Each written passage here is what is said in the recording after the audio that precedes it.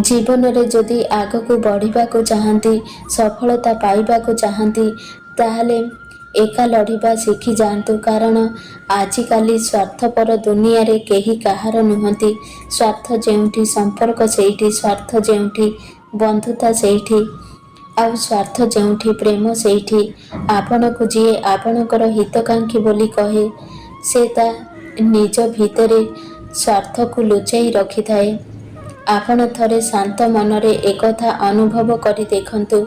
अनेक क्षेत्र रे निज पाई निजे लड़िबाकू पड़ी थाए, निज पाई संघर्ष करिबाकू पड़ी थाए, निजको ही समस्यार समाधान करिबाकू पड़ी थाए। केही सहयोगर हाथ बढ़ाती नाही, केही भी साथ देबाकू आसंतिनी।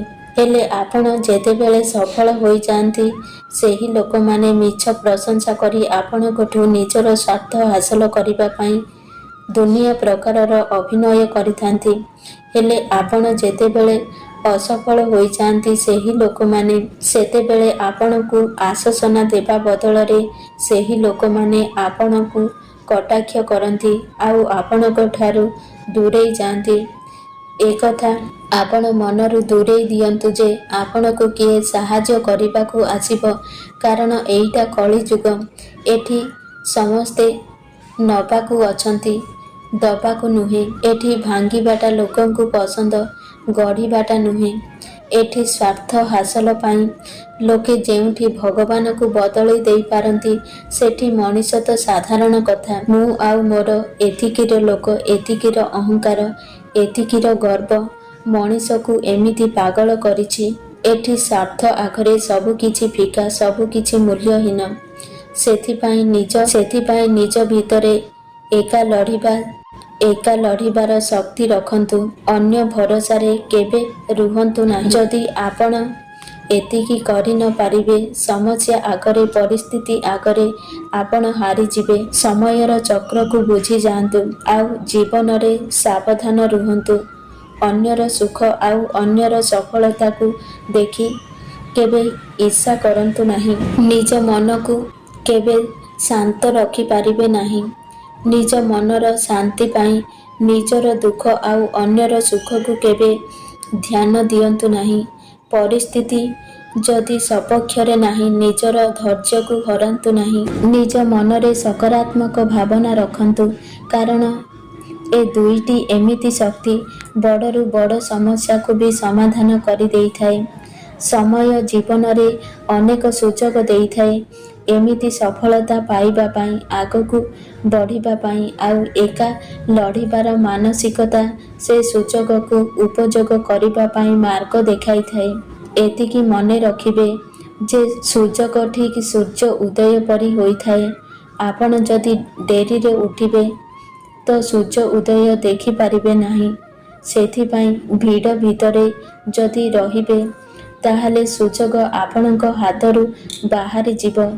जो पर्यंत आपण एका निजको मजबूत करि नाहांती से पर्यंत आपण सफलता हासिल करि पारिबे नाही। ए ब्रह्मांडर शक्ति सेतेबेले आपणकू साथ देइथाए।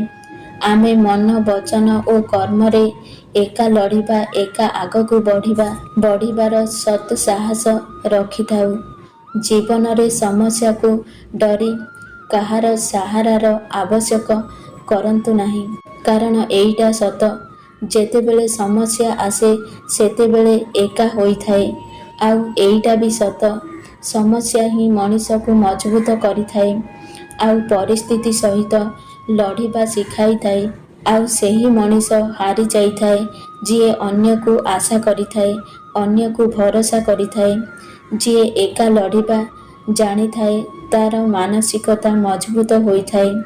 जिए एका चलिबा आउ एका बढ़िबा शिखी जाइथाए ता जीवन मजबूत होइथाए। भीड़ भितरे चालुथिबा लोक, अन्यर सहारारे चालुथिबा लोक तो निजर अस्तित्व पाई अन्य को आवश्यक करिथाए। ना तार कौनसी परिचय थाए, ना तार कौनसी मूल्य थाए। निज उपरे निजर विश्वास रखंतु। केबे काहारी विश्वासर आवश्यक पड़िबनी। निजको ସମ୍ଭାଳିବା ଶିଖିଯାଆନ୍ତୁ। କେବେ କାହାରି ସମର୍ଥନର ଆବଶ୍ୟକତା ପଡ଼ିବନି। କେହି ଜଣେ ଅତି ସୁନ୍ଦର କଥା କହିଥିଲେ, ନା ହାରିବା ଜରୁରୀ ଅଟେ ନା ଜିତିବା ଜରୁରୀ ଅଟେ। ଜୀବନ ଏକ ଖେଳ ହୋଇଥାଏ ବନ୍ଧୁ, ଏହାକୁ ଖେଳିବା ଜରୁରୀ ଅଟେ। ସଫଳତା ହାତରେ ଲେଖା ନଥାଏ, ଏହା ପରିଶ୍ରମ ଉପରେ ଲେଖାଥାଏ। ସେହି ଲୋକ ସବୁଠାରୁ ଭାଗ୍ୟବାନ ଅଟନ୍ତି ଯେଉଁମାନେ ଠିକ୍ ସମୟରେ ଠିକ୍ କଥାକୁ ବୁଝିଯାଆନ୍ତି। କାହିଁକିନା ପ୍ରାୟତଃ କେହି ସମୟ ପୂର୍ବରୁ ବୁଝିପାରନ୍ତି ନାହିଁ, ଆଉ ଯେତେବେଳେ ବୁଝନ୍ତି ସେତେବେଳେ ସମୟ ହିଁ ନଥାଏ। ଦର୍ଶକ ବନ୍ଧୁ, ଖାଲି ଆଶା କରି ବସିଲେ କେବେ ସଫଳତା ମିଳିନଥାଏ। ସେଥିପାଇଁ ପରିଶ୍ରମ କରିବାକୁ ପଡ଼ିଥାଏ। ସବୁବେଳେ ଗୋଟିଏ କଥା ମନେ ରଖିଥିବେ, ଗୋଟିଏ ଛୋଟ ପରିବର୍ତ୍ତନ ଏକ ବଡ଼ ସଫଳତାର ଶୁଭ ଆରମ୍ଭ ହୋଇଥାଏ। ଯିଏ ବାରମ୍ବାର ଚେଷ୍ଟା କରି ଚାଲିଥାଏ ସେ ଦିନେ ନା ଦିନେ ସଫଳତା ନିଶ୍ଚୟ ପାଇଥାଏ। ଯିଏ ଗୋଟିଏ ଥର ହାର ମାନିଯାଏ ସେ ତା'ର ବିଫଳତାରେ ନିଜେ ହିଁ ଦାୟୀ ହୋଇଥାଏ। ଯଦି ଅନୁଭବ ହୁଏ କି ଲକ୍ଷ୍ୟ ପଥରେ ପହଞ୍ଚିବା ଅସମ୍ଭବ ବୋଲି, ତେବେ ରାସ୍ତା ବଦଳାନ୍ତୁ, ନିଜର ଲକ୍ଷ୍ୟକୁ ନୁହେଁ। ଯେଉଁ ଲୋକ ସଚ୍ଚୋଟ ହୃଦୟର ହୋଇଥାଏ ଭଗବାନ ତା'ର କଡ଼ା ପରୀକ୍ଷା ନିଅନ୍ତି। ଯଦି ମନ ଉଦାସ ଅଛି ତେବେ ଏକୁଟିଆ କାନ୍ଦନ୍ତୁ, କାହିଁକିନା ତୁମର ଲୁହ ପୋଛିବା ପାଇଁ କେହି ଆସିବେ ନାହିଁ। କାହା ପଛରେ ଏମିତି ପଡ଼ିଯାଆନ୍ତୁ ନାହିଁ କି ତୁମର ଗୋଡ଼ ଅପେକ୍ଷା ହୃଦୟ ଅଧିକ ଥକିଯିବ। କାହାକୁ ପ୍ରେମ କରିବା ବଡ଼ କଥା ନୁହେଁ, କାହାର ପ୍ରେମ ପାଇବା ସେଇଟା ହିଁ ବଡ଼ କଥା ହୋଇଥାଏ। ବେଳେ ବେଳେ ମଣିଷ ଏତେ ଭାଙ୍ଗି ପଡ଼େ ଯେ ସେ କାହା ସହିତ କଥା ହେବା ଦୂରର କଥା, ବଞ୍ଚିବାକୁ ବି ଇଚ୍ଛା କରେ ନାହିଁ। ଦୁନିଆ ବହୁତ ବଦଳିଗଲାଣି ବନ୍ଧୁ। ଏଠି ସାଧା ସରଳ ଲୋକଙ୍କୁ ଦୁନିଆ ବହୁତ ବୋକା ବୋଲି ଭାବିଥାଏ। ଯେଉଁ ଲୋକ ସମୟ ଆସିଲେ ବଦଳି ଯାଆନ୍ତି ସେମାନେ କେବେ ବି ନିଜର ନୁହନ୍ତି।